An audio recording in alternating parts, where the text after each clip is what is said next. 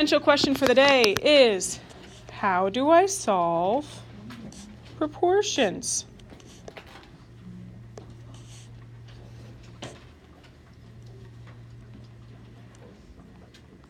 Please write down your essential question. Proportion, and you've seen these before. You should have talked about proportions probably in 6th grade and 7th grade. A reminder for you, a proportion is kind of like a ratio, but you have two ratios equal to one another. Another way to say that is one fraction equal to another fraction.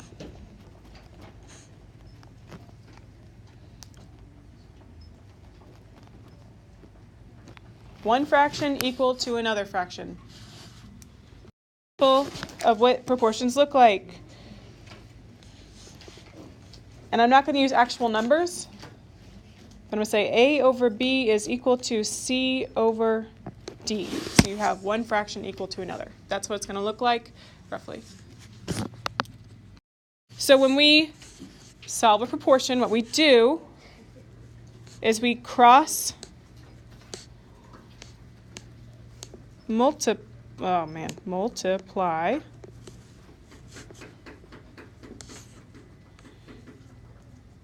to get, let's see, it's going to be A times D is equal to B times C. And you're going to see me use parentheses because when we have more than just a number, it's going to get a little bit more confusing. Here's what that looks like when we cross multiply. I'm going to write this down. So it's going to be A over B is equal to C over D. And you're going to see me like circle it. So it's A times D and B times C. That's what we're doing. We're cross multiplying. We're multiplying diagonally, whatever you want to say. After I cross multiply, I'm going to SIS, simplify, isolate, solve. I'm not going to write it out because we've done it for several weeks now. Simplify, isolate, solve. If you forget what that means, it's on the board on the top right, in the front right of the room. We're solving for y. The first thing I do, step 1, is to cross multiply.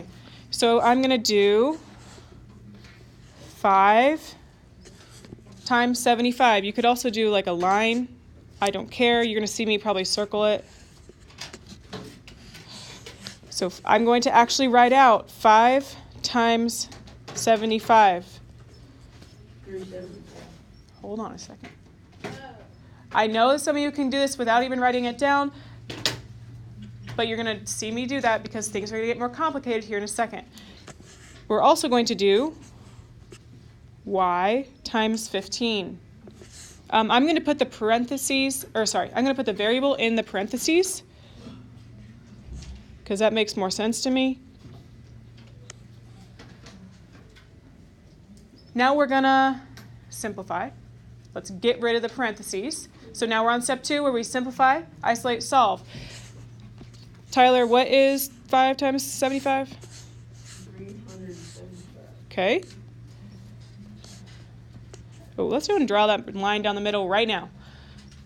And, okay, class, 15 times y is? 15y. Don't think too hard about it.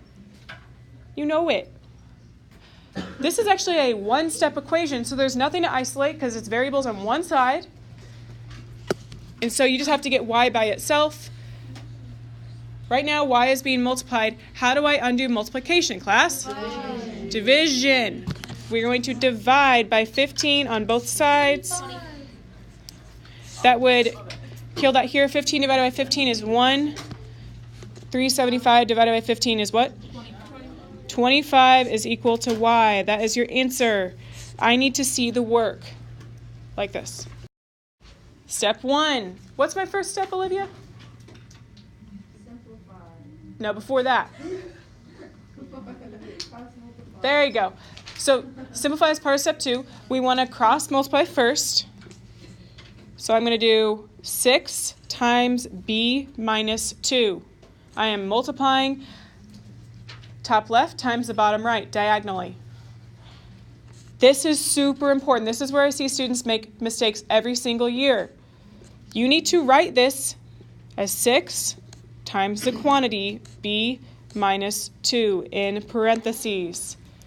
So make a note out to the side for yourself that we always put the variable in parentheses, especially if it has 2 terms, like you see here. Janiyah, what else am I going to multiply? Cross multiply, I mean. 3 times b.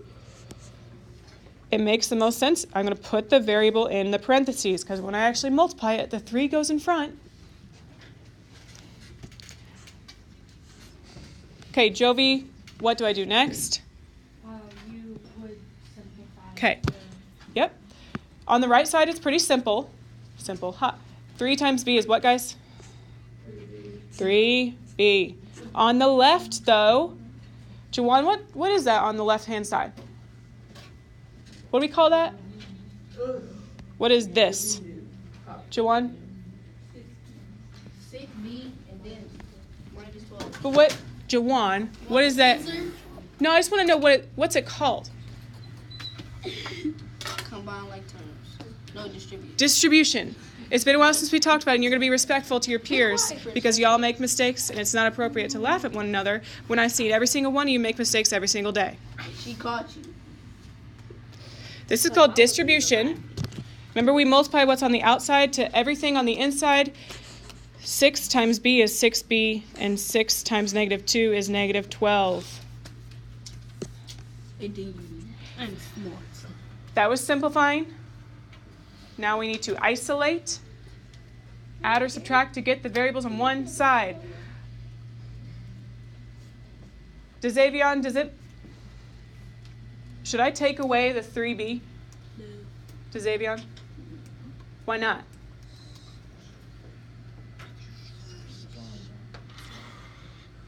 Is there anything else on the side? So if I take away the 3b, there's nothing left. So you should take away the 6b instead. Alice, how do I take away 6b? Do the opposite. Subtract. Which equals 3b. So let's draw a new line. We're going to rewrite our equation. Bring down negative 12. You guys did really well on these quizzes. And then 3 minus 6 is negative 3b's. And the last thing we need to do is solve. This is actually a one-step equation. So William P., how do I get rid of the negative 3? Great. That is not subtraction, it's multiplication.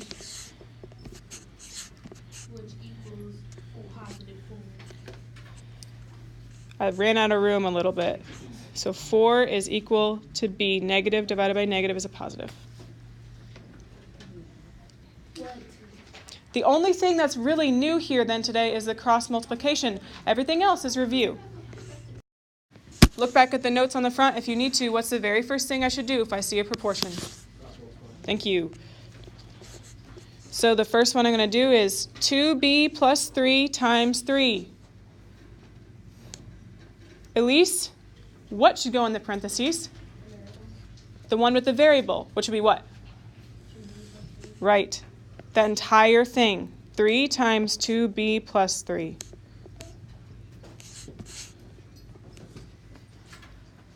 The thing with 2 terms or the thing with the variable, that's what's got to go inside the parentheses.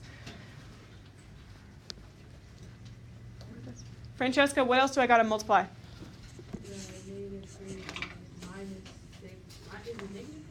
Yeah. Is it not printed variable on your paper? Oh, turned out okay. Negative 4.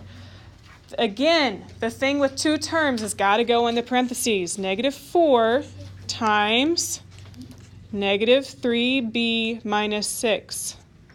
Negative 3b minus 6 has to go in parentheses, so you remember to distribute.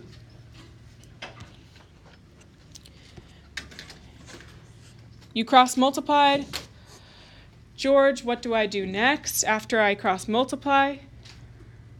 If you need to look back on the front, do that. Right. Okay, again, Are you simplifying, isolating, or solving? Solving. Isolate. What do we start with? What do we start with? We start with simplifying. You're distributing. So we're going to simplify first. You're right. We do 3 times 2b. I'm just trying to get us to use the appropriate words, since that's important in math too. And George, what else? 6b. 3 times 3. Uh-huh. So plus 9. Let's do the same thing on the right-hand side. Again, we're distributing. Who I want to pick on? Brian, what should I get on the right?